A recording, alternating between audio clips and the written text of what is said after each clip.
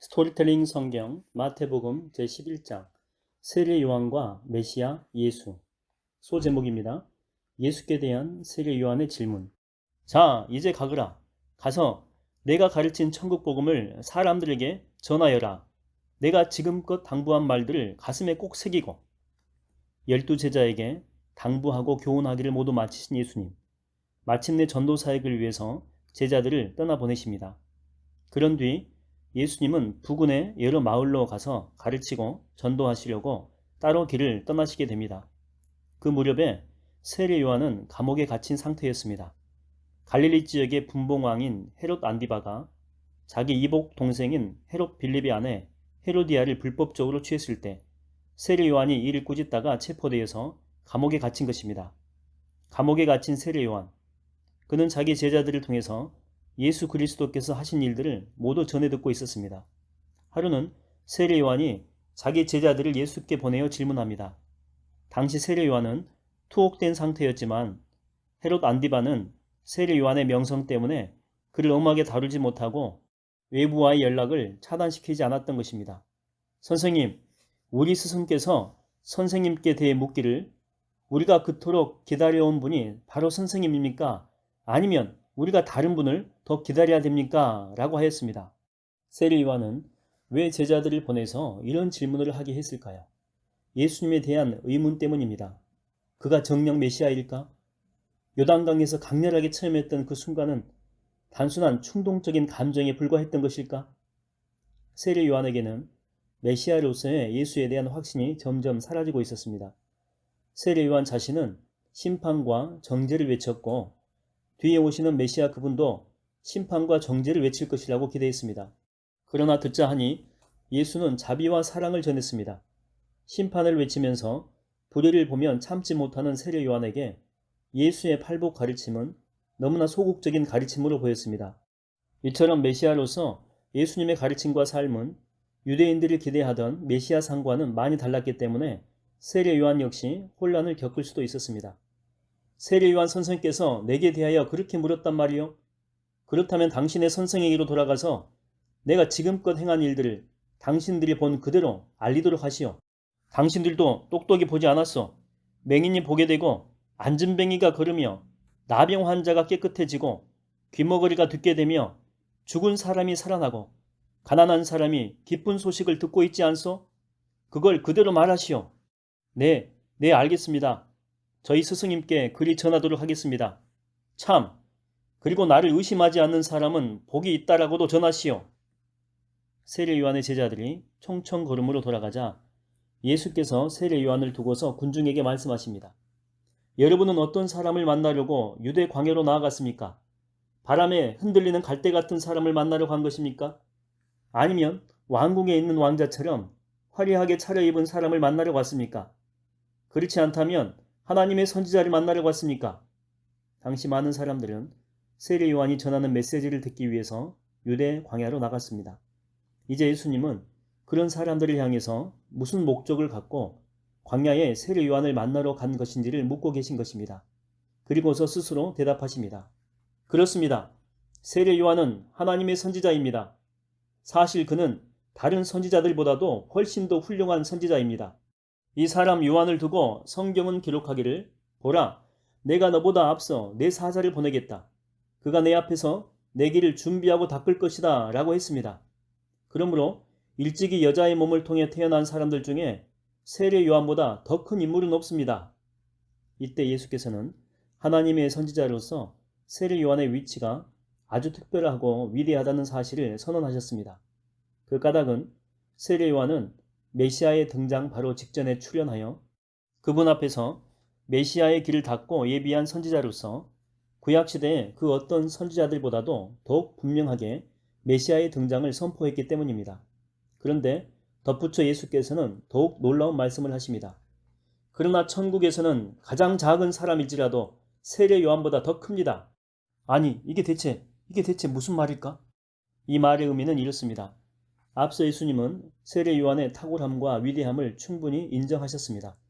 하지만 그것은 천국 복음의 문 앞에까지였습니다. 과연 세례 요한은 천국이 가까이 이르렀음을 선포한 메시아의 선구자로서 지금껏 모든 선지자들 중에서는 가장 가까이 천국 복음의 문턱에 다다른 자였습니다. 하지만 메시아의 등장으로 말미암아 그분의 새 언약 아래에서 살고 있는 신약 시대의 사람들은 이미 천국 복음의 문 안에 들어선 자들입니다. 따라서 그들은 세례 요한보다 훨씬 많이 천국 복음의 진리를 누리고 있는 자들이기 때문에 가장 작은 자라도 세례 요한보다 더 크다고 말한 것입니다. 여러분, 세례 요한의 때부터 지금까지 천국은 계속 침략당하고 있습니다.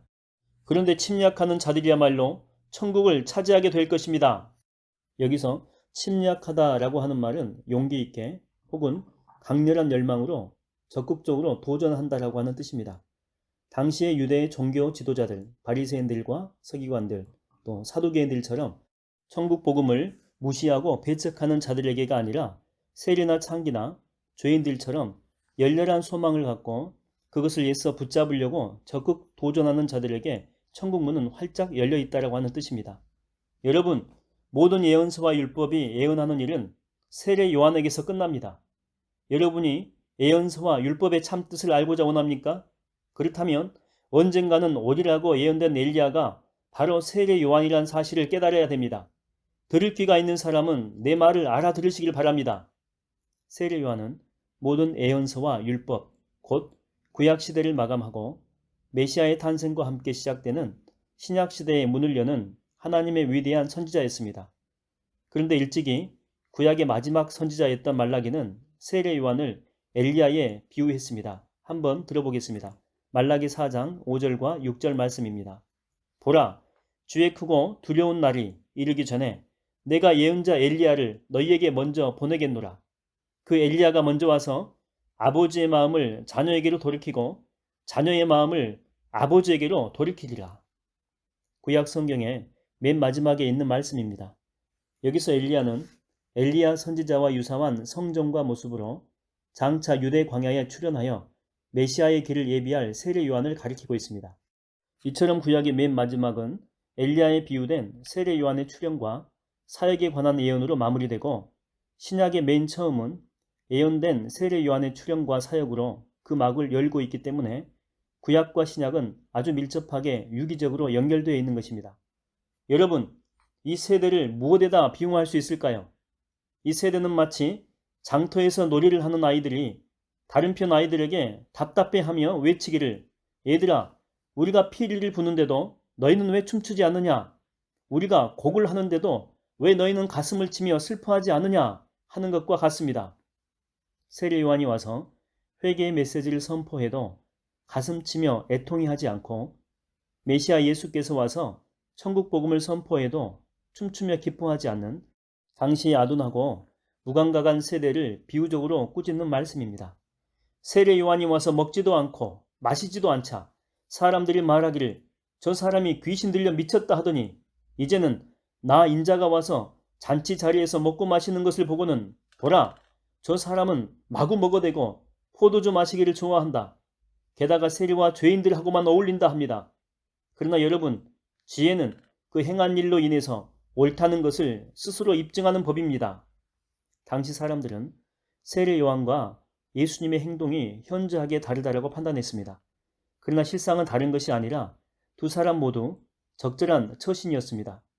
세례 요한의 금욕적인 삶의 스타일은 애통의 회개를 외치는 그의 메시지에 적합했고 잔치에 기꺼이 참석하여 사람들과 어울리며 먹고 마신 예수님의 처신은 모든 이들에게 활짝 열린 기쁜 천국 복음의 성격상 적합한 것이었습니다. 말하자면 세례 요한과 예수님 각자는 상황에 적합하게 행동했을 뿐 적대자들의 비난처럼 귀신 들린 것도 아니고 먹기를 탐한 것도 아니었습니다. 세례 요한과 예수님은 각자의 지혜가 인도하는 대로 합당하게 살았을 뿐입니다. 소제목입니다. 회개하지 않는 성읍들. 참으로 마음이 굳고 강팍한 자들이구나. 내가 그토록 많은 기적으로서 천국 복음을 전하였건만. 하루는 예수께서 천국 복음을 전하시면서 기적을 가장 많이 행한 성읍들을 떠올리셨습니다. 그러면서 그곳 사람들이 놀랍게도 여전히 하나님을 믿지 않고 자신을 배척하고 있다는 사실을 알고서는 그들을 향해서 책망하십니다. 너 고라시나, 내가 화를 입으리라. 너 벳세다야, 너도 화를 입으리라. 내가 너희에게 베푼 기적들을 일찍이 두로와 시돈에서 행하였더라면 그곳 사람들은 벌써 굵은 베옷을 입고 죄를 뒤집어 쓴 채 회개하였으리라. 그러므로 장차 닥칠 심판 날에는 두로와 시돈이 너희보다 오히려 가벼운 벌을 받게 될 것이다. 고라신과 베세다. 이 두 성읍은 갈릴리 호수 북부에 있는 도시들로 당시 예수님의 주된 복음 사역지였습니다. 두로와 시돈. 이 두 성읍은 구약 시대의 우상 숭배로 유명한 대표적인 이방 도시들이었습니다. 이제 예수님은 초창기 복음 사역의 주요 무대로 삼아 그 어떤 다른 성읍들보다도 많은 이적을 베풀고 자주 천국 복음을 전한 가버나움 성읍을 향해서 책망하십니다. 그리고 너 가버나움아, 내가 하늘까지 높아질 것 같으냐? 도리어 지옥까지 떨어지리라. 내가 지금껏 내게 베푼 기적들을 소돔에서 베풀었더라면 그 성읍은 오늘까지도 그대로 남아 있었으리라. 그러므로 장차 닥칠 심판날에 너희 가버나움 사람들은 옛적 소돔 사람들이 받은 징벌보다 더욱 가혹한 징벌을 받게 될 것이다. 하나님의 심판이 그 대상에 따라서 상대적으로 더 무거울 수도 더 가벼울 수도 있다는 사실을 암시하고 있습니다. 그렇습니다. 하나님의 심판은 기계적으로 임하지 않습니다. 더 많이 보고 더 많이 알고 있는 자들은 그렇지 않은 자들에 비해서 더 많은 책임을 가진 자들이기 때문에 그들의 죄는 더 무거운 심판을 초래하게 되어 있습니다. 소제목입니다. 내게로 와서 쉬라.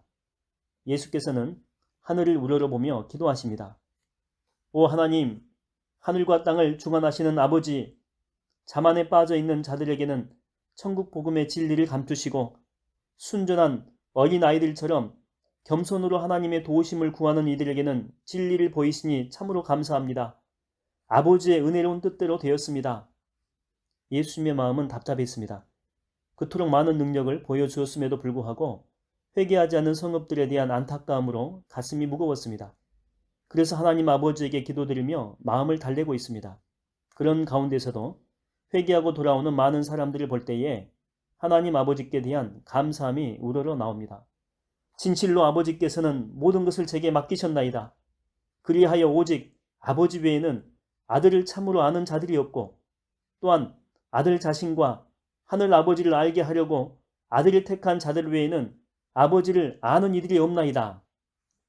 하나님은 스스로의 기쁘신 뜻으로 천국 복음의 진리를 이런 식으로 다루셨습니다. 아들 예수 그리스도의 택하심과 부르심을 받아 천국 복음의 진리를 깨달아 알게 된 자들은 내세우고 자랑할 게 없는 자들입니다. 그러니 오직 겸손함으로 하나님께 감사하고 모든 영광을 그분께 돌릴 뿐입니다. 이제 예수께서는 무 사람들을 구원과 안식의 자리로 초대하십니다. 스스로 똑똑하다고 여기는 교만하고 잘난 사람들이 아니라 율법에 눌리고 세상 만사에 지친 자들, 순수하고 겸손한 심령을 가진 자들을 초대하십니다. 수고하고 무거운 짐을 진 자들이여 다 내게로 오십시오. 내가 편히 쉬게 하겠습니다. 나는 온유하고 겸손함으로 내 멍에를 메고 내게서 배우십시오.